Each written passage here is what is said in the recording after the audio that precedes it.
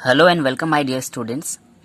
Today we are starting a new chapter of your syllabus that is Animal Kingdom.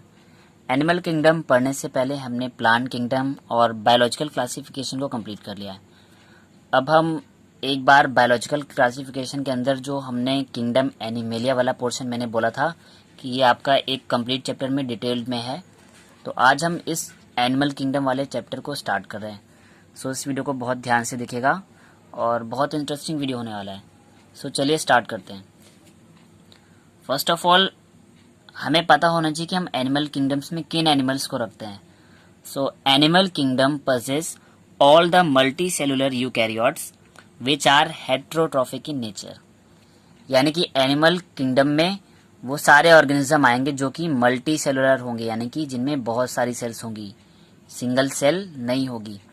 Plus eukaryotes यानी कि इनकी जो cells हैं वो हाईली डेवलप्ड होंगी, ये प्रोकैरियोटिक सेल वाले नहीं होंगे, ये यूकैरियोटिक सेल वाले होंगे। And are heterotrophic in nature, यानी कि ये अपने न्यूट्रिशन के लिए, अपने फूड के लिए किसी दूसरे एनिमल या प्लांट पर डिपेंड होंगे, यानी कि खुद से अपना फूड प्रिपेयर नहीं कर पाएंगे। तो ये तो कुछ एक बेसिक की वर्ड था एक एनिमल किंगडम के लिए कि ये हमारे मल्टी सेलुलर होंगे, यूकैरियोट्स होंगे और हेट्रोट्रॉफिक होंगे।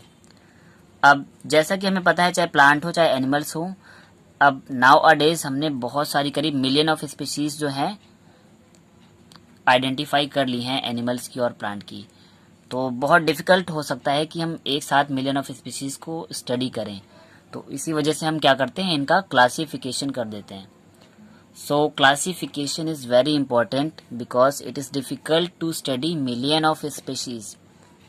इतनी सारी करोड़ों स्पीशीज़ को हम एट अ टाइम स्टडी नहीं कर सकते, इसलिए क्लासिफिकेशन बहुत ज़रूरी है। यानी कि एनिमल्स को छोटे छोटे ग्रुप्स में like phylum, class, order, family, genus, species, इन ग्रुप्स में डिवाइड कर देते हैं ताकि हम हर लेवल पर ऑर्गेनिज्म की स्टडी कर सकें, यानी कि अपने एनिमल्स की स्टडी को हम थोड़ा सा आसान बना लें। तो अब बात कर देते हैं बेसिस ऑफ क्लासिफिकेशन कि वो क्या बेसिक पॉइंट हैं जिनके बिहाफ पर हम एनिमल्स को क्लासीफाई कर सकते हैं।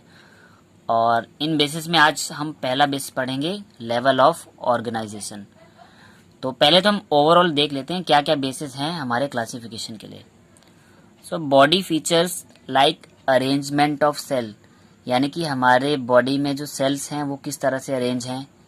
बॉडी सिमेट्री, यानी कि बॉडी का शेप कैसा है, बॉडी का आउटलुक या फिजिकल अपीयरेंस कैसा है, सिमेट्री कैसी है।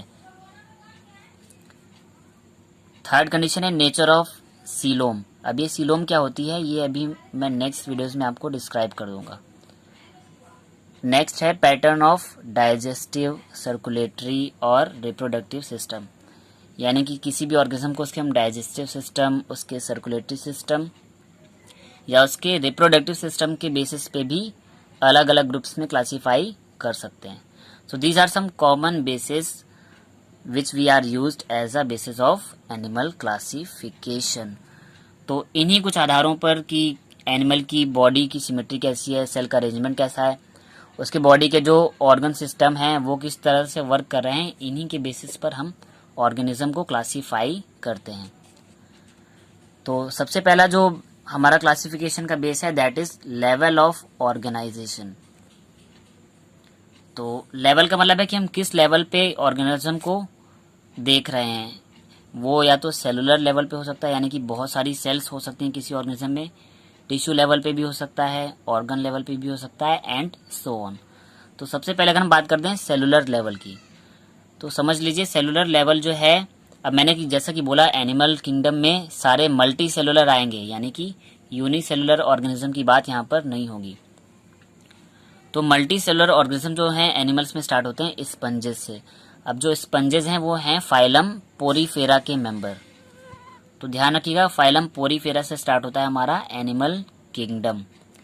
अब यहाँ पे जो सेल्स हैं the cells are arranged in a loose pattern, यानी सेल्स तो बहुत सारी होती हैं बट आपस में थोड़ा सा लूजली अरेंज होती है, यानी कि एकदम चिपकी नहीं होंगी, इनके बीच में थोड़ा सा गैप होगा, यानी कि एक लूज पैटर्न पे अरेंज होती हैं। इसीलिए हम इनको कम्प्लीटली टिश्यू लेवल नहीं बोल सकते। टिश्यू लेवल तब होता है जब सेल्स जो हैं आपस में एग्रीगेट हो जाएं, यानी कि कलेक्ट हो जाएं, बट यहाँ पे लूजली अरेंज्ड हैं आपस में थोड़ा सा गैप है, यानी कि यहाँ पे टिश्यू नहीं बना रही है, तो ऐसे लेवल को बोला जाएगा सेलुलर लेवल।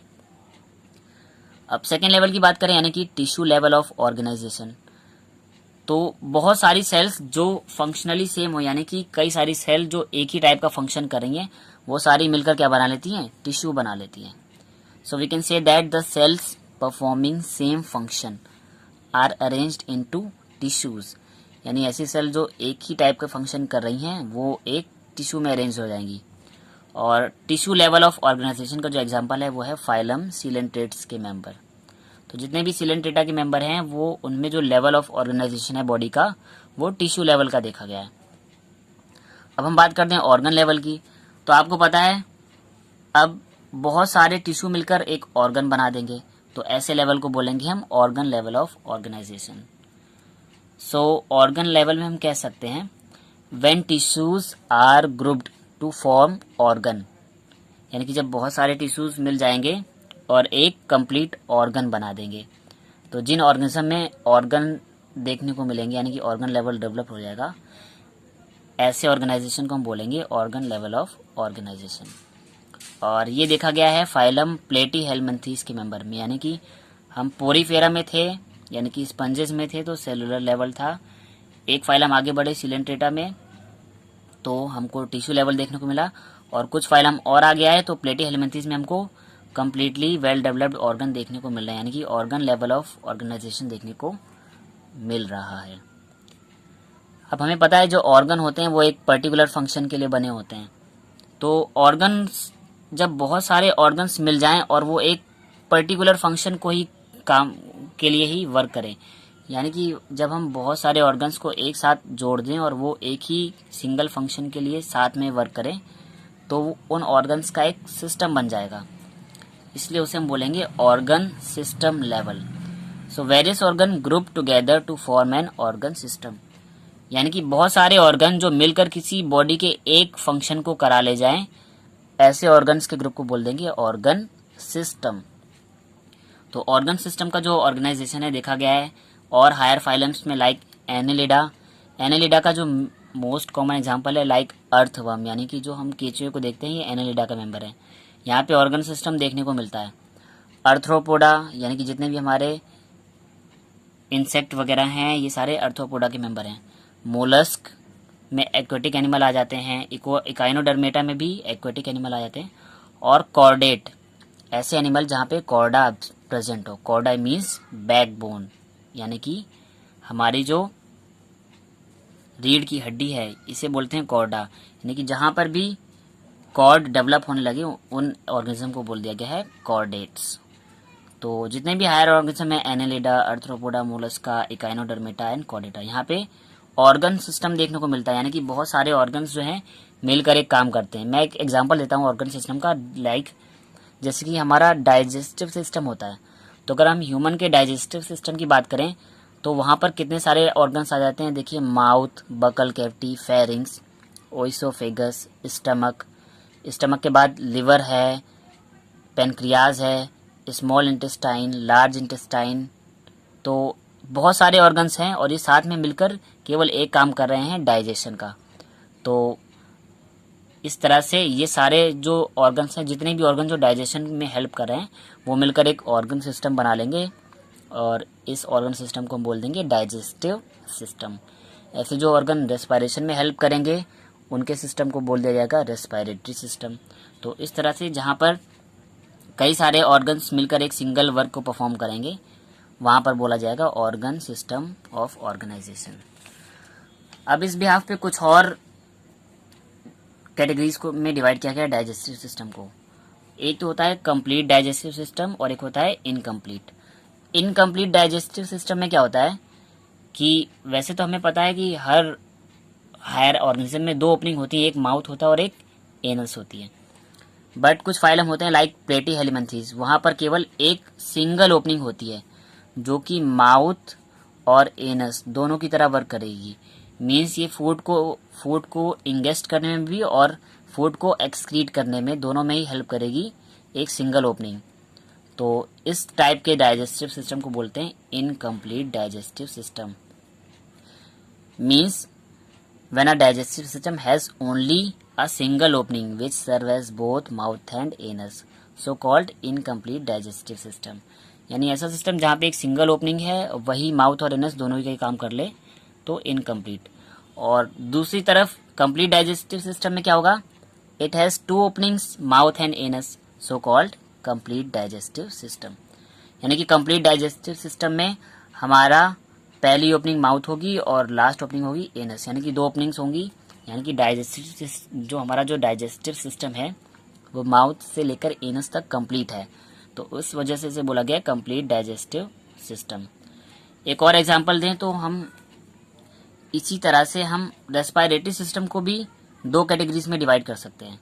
हमारा जो रेस्पिरेटरी सिस्टम है, सॉरी रेस्पिरेटरी मैंने यहाँ पे लिख दिया है, इसे आप करेक्ट कर लीजिएगा, ये रेस्पिरेटरी नहीं होगा, सर्कुलेटरी होगा।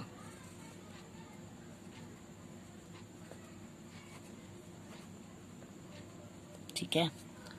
अब ये जो सर्कुलेटरी सिस्टम यानी कि जो ब्लड का सर्कुलेशन है, ये भी दो टाइप का हो सकता है हमारी बॉडी में, एक तो ओपन टाइप और एक क्लोज टाइप। डिफरेंस क्या है समझ लीजिए।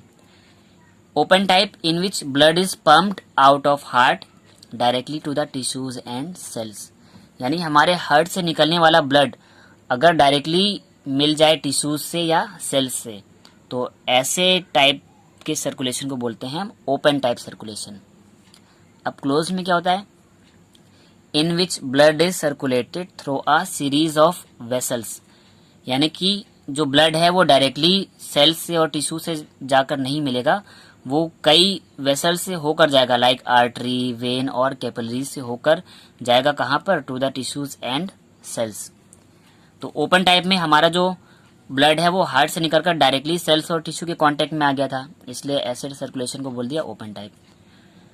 और क्लोज टाइप में जो ब्लड है वो हार्ट से निकलने के बाद डायरेक्टली टिश्यू और सेल को सप्लाई नहीं होगा, ये कुछ वेसल्स के थ्रू, यानी कि ब्लड की जो पाइपलाइंस होती हैं, आर्टरी, वेन और कैपिलरीज, इनसे होता हुआ अगर जाएगा टिश्यू में या सेल में, तब इस टाइप के सर्कुलेशन को हम बोलते हैं closed type. So I hope कि ये फर्स्ट इंट्रोडक्टरी वीडियो था एनिमल किंगडम का, और जहाँ पर हमने क्लासिफिकेशन स्टार्ट किया है, और क्लासिफिकेशन में मैंने फर्स्ट बेस आपको अभी डिस्क्राइब किया है, जो कि हमारा लेवल ऑफ ऑर्गेनाइजेशन।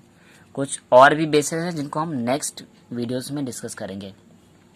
सो ये वीडियो आपको कैसा लगा स्टूडेंट, कमेंट करके बताएं, और अगर ये वीडियो आपको समझ आया तो इसे लाइक करें और सभी स्टडी रिलेटेड ग्रुप्स में शेयर करें। साथ ही चैनल को सब्सक्राइब कर लें और बेल आइकन को भी प्रेस कर लें, ताकि आने वाले वीडियोस की नोटिफिकेशन आपको मिलते रहें। Thank you students.